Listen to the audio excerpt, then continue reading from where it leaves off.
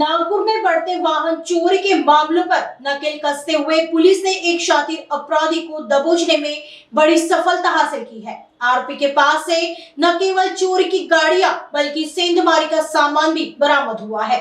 पांचपोली police से milli जानकारी के अनुसार नागपुर के यशोधरा नगर इलाके में पुलिस की सतर्कता ने एक बड़े गिरोह का पर्दाफाश किया है। दरअसल मेट्रो स्टेशन के पास से वाहन चोरी की शिकायत मिलने के बाद डीबी टीम लगातार गश्त पर थी। गश्त के दौरान एक संदिग्ध युवक पुलिस को देखकर भागने लगा, जिसे घेराबंदी कर पकड़ा गया। पूछताछ में सामने आया कि पकड़ा गया आरोपी विनय साहू है, जो यशोधरा नगर का ही निवासी है। जांच में जो खुलासे हुए हैं, उन्होंने पुलिस को भी चौंका दिया है। बता दें कि वह पहले भी कई वारदातों में शामिल रहा है। पुलिस के मुताबिक आरोपी ने एक सेतु केंद्र में भी चोरी की वारदात को अंजाम दिया था, जहां से नकदी और महत्वपूर्ण कार्ड्स बरामद हुए हैं।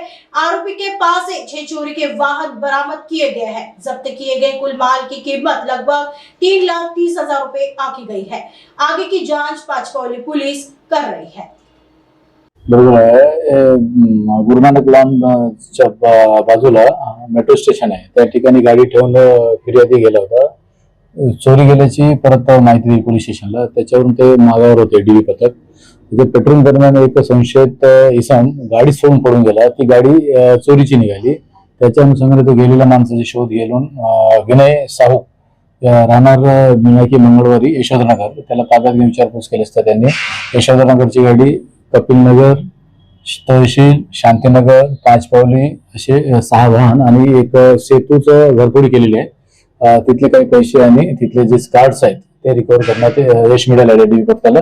टोटल माल 3,30,000चं मुद्देमाल जप्त करण्यात आलेलं आहे। आरोपी आणि त्याच्यासोबत कोण आहे त्याचा पण शोध घेणे सुरू आहे। विनय साहू म्हणून आहे यशोधरनगरचा, तो आरोपी आहे। त्याच्यावर अगोदरचे पण रेकॉर्ड आहे। आता पण तो आरोपी अटक आहे। त्याच्यात पथक आहे PSI माजगावकर,